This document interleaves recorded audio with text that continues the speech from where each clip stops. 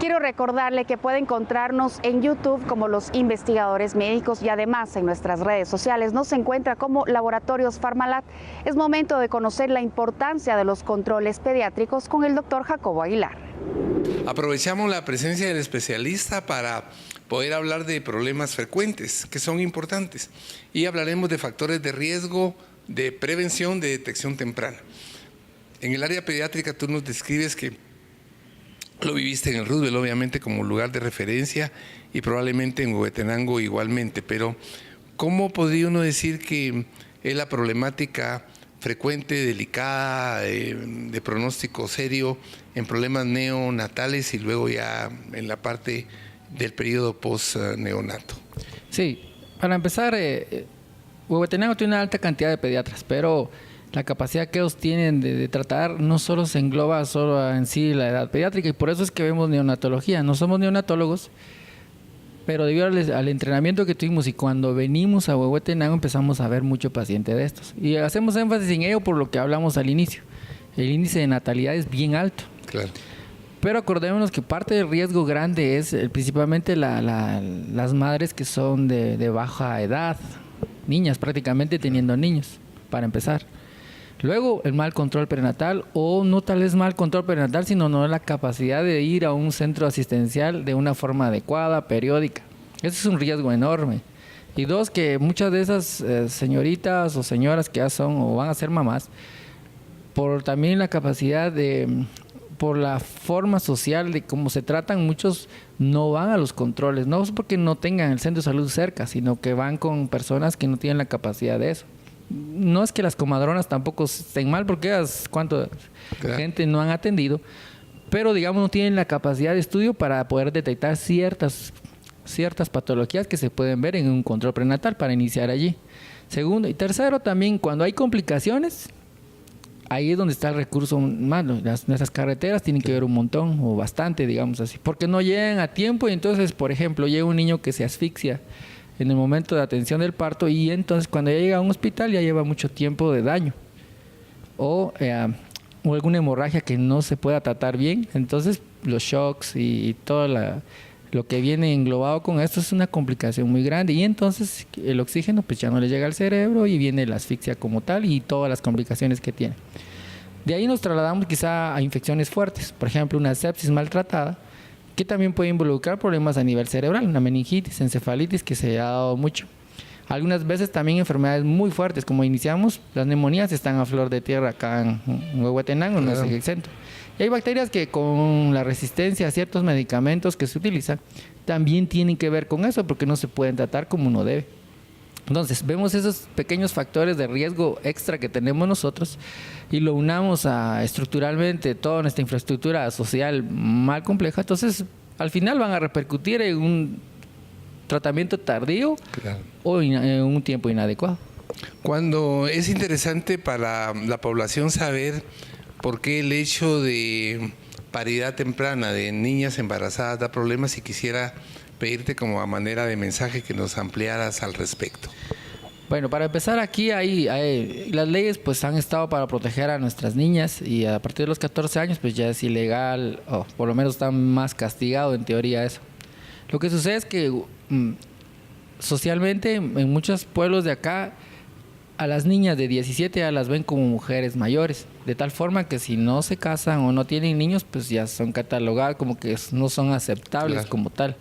Si cambiarnos esa actitud para empezar y lo del famoso paternalismo, ¿verdad? Muchas personas tienen, no hablemos de promiscuidad en ese sentido, no. A lo que me refiero es que, por ejemplo, una madre tiene a otro cónyuge y tiene. Entonces vienen las violaciones que se dan, principalmente en el seno familiar. Claro. Entonces, y lo ocultan entonces muchas veces, que a veces sabemos que estadísticamente está comprobado que la mayoría son personas cercanas. Entonces muchas niñas de ellas no hablan hasta que ya el embarazo ya va a resolver. Porque muchas de los que consultan hospitales, ya me ha pasado de que ya no sé qué tiene la nena, ¿verdad? Tiene alguna patología estomacal y no, lo que tiene es que ya va a resolver un niño. Claro. Y a veces no lo entendemos de esa forma. Entonces las niñas pues que se pongan como tales, como su papel de niñas, pero ellas no lo van a saber si no tienen el apoyo de una madre, de un padre, y muchos de los hogares acá, debido al efecto de migración, ya no están. Y entonces, ¿qué sucede? Tienen que trabajar afuera, ya no abandonan el estudio y se encuentran con alguien pues que al final les puede dar el riesgo de embarazo y sucede, y luego ya viene el niño. Claro, no podemos dejar de hacer un programa sin entrar a todas las aristas, ¿verdad? Sí, y bastante. Hoy no vamos a hablar de aspectos socioeconómicos, pero no estamos tampoco alejados de tener ese conocimiento. Nos llevaste muy bien describiéndonos los problemas de sepsis, neonatales, del parto, que sabemos que va a ser parte de lo que vamos a trabajar después. ¿Qué ocurre ya en la situación de la etapa pediátrica, de la etapa infantil, sobre todo con estos chicos que no han sido diagnosticados o tratados adecuadamente? Sí, muchas veces el problema es que en los primeros meses de edad hay una parte que se llama crecimiento y desarrollo. Entonces, la mayoría de los personales de salud se centran en crecimiento nada más, pero no le preguntan a la mamá si el niño ya se sienta a los 6 meses, si ya deglute, si ya de cierta forma gatea a los 9 o empieza a balbucear a los 10, porque entonces el desarrollo está atrasado. Las aristas, como usted decía, del desarrollo van involucradas en la interacción social, el área motora fina, el área motora gruesa, la interacción que tiene con los demás niños y cómo lo hacen. Y entonces no se dan cuenta, y cuando se dan cuenta, el niño no oye bien, por ejemplo, o no ve bien. Y entonces el niño se empezar a quedar atrasadito, y la gente no tiene una cosa muy importante que tienen que valorar toda la gente que tiene niños, que es la estimulación temprana. Darse cuenta de ese tipo de problemas hace que en la casa, por ejemplo, híjole, mi nene no hace lo del primito de 6 meses porque hace, y ahí está una alerta, qué cosa que se obvia a veces. También los niños han tenido patologías, no se nos olvide, y quizás se me olvidó hablar en el segmento previo, la prematurez. Un riesgo alto de ser prematuros implica que el neurodesarrollo de ellos es diferente a un niño que llegó a término. Y entonces muchos, por en lugar de en el afán de tener esa complicación, de no evitarla, entonces llegan y no llegan al centro asistencial. El prematurito ya como tal es un riesgo alto. Y cuando ya tiene su desarrollo es menor, digámoslo, si no tiene una estimulación adecuada o los nutrientes que necesita. Entonces cuando llegue a cierta edad no va a hacer las cosas que tendría que hacer por edad gestacional y edad postnatal. Interesante ver todo el conocimiento que hay alrededor de estas especialidades que nos llevan precisamente a tener que tener un ojo, ¿verdad? Y educar, y tenemos a los médicos que ya están en plena práctica, y desde luego a la población de determinar si encuentran una condición anormal en un niño, no verla como algo que ya no pueda de alguna manera revertirse. Uh-huh. En ese sentido, ¿qué más podemos ofrecer en esa parte de esta etapa pediátrica si nos encontramos precisamente con esas situaciones? Primero que no tengan miedo de consultar, porque muchas personas esconden al niño que convulsiona, por ejemplo, o que tiene retraso psicomotor, y que él es especial, y que se quede en la casa, y que esté en la camita, y que no le dan. Segundo, no le dan los nutrientes adecuados. Un niño de estos necesita que su cerebro desarrolle adecuadamente con nutrientes que necesita. Entonces, pero acordémonos que la población de Guatemala, principalmente Occidente, tiene 5, 6, 7 niños en una casa, que en otros lados solo tienen 1 o 2. Entonces, y la capacidad adquisitiva es menor, pero volvemos a sacar a lo socioeconómico. Pero a lo que voy es que no está de más primero dar las alertas, ¿verdad? Por ejemplo, de lo que usted decía, del desarrollo, que si yo veo que es reversible o irreversible. Y muchas personas lo tienen como irreversible, y ya sí, con experiencia que quizá hablemos más adelante, vemos que sí se pueden resolver con un poquito de cosas y no necesariamente gastando económicamente bastante. Entonces, hay patologías, por ejemplo, el síndrome epiléptico, que los neurólogos van a decir, bueno, si uno lo va a catalogar en mayor, menor, pero eso es lo de menos, sino que tratarlo adecuadamente para que no siga lastimando el cerebro. Y entonces un niño pueda retomar o tratar de... Acordemos que ellos van aprendiendo y el cerebro se va reamoldando. Y entonces un niño pues, puede hacer muchas funciones de que no podría hacer cuando nos dé como de adultos. Un adulto ya no lo va a poder hacer porque ya el cerebro está formado como tal. Y entonces ya ahí no puede uno revertir tal situación. Hemos visto a través del desarrollo de este y de otros programas cómo lo importante no es tratar los síntomas, sino tratar de llegar al origen, a la causa.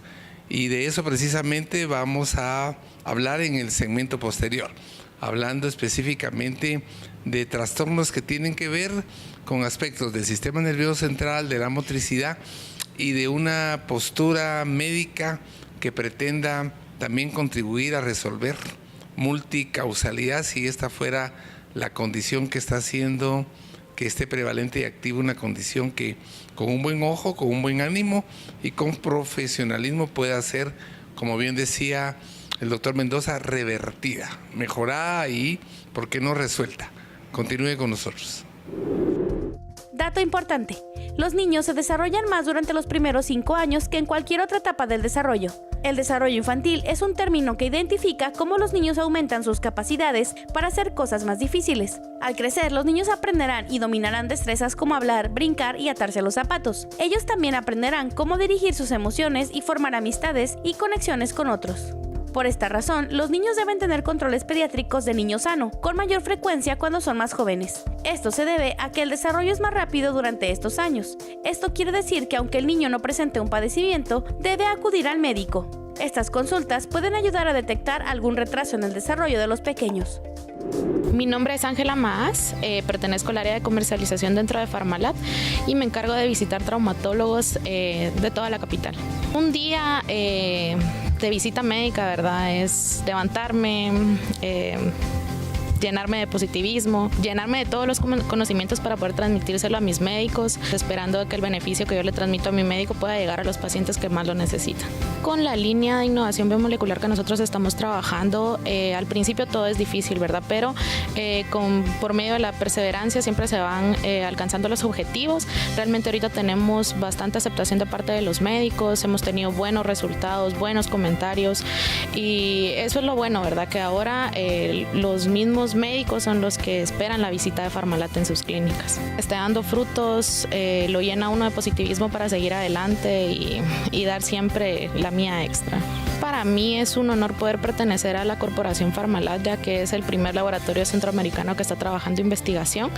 Nosotros estamos rompiendo esquemas y terminando con mentalidades que ahí sí que antiguas, ¿verdad?, respecto a la medicina tradicional. Y se siente satisfactorio poder ahí sí que llevar mensajes diferentes hacia el médico, alternativas nuevas. Yo soy Ángela Maas y yo soy Farmalat. Es momento de una pausa, pero al regresar en Los Investigadores Médicos estaremos conociendo de algunas enfermedades que pueden afectar el correcto desarrollo de los niños.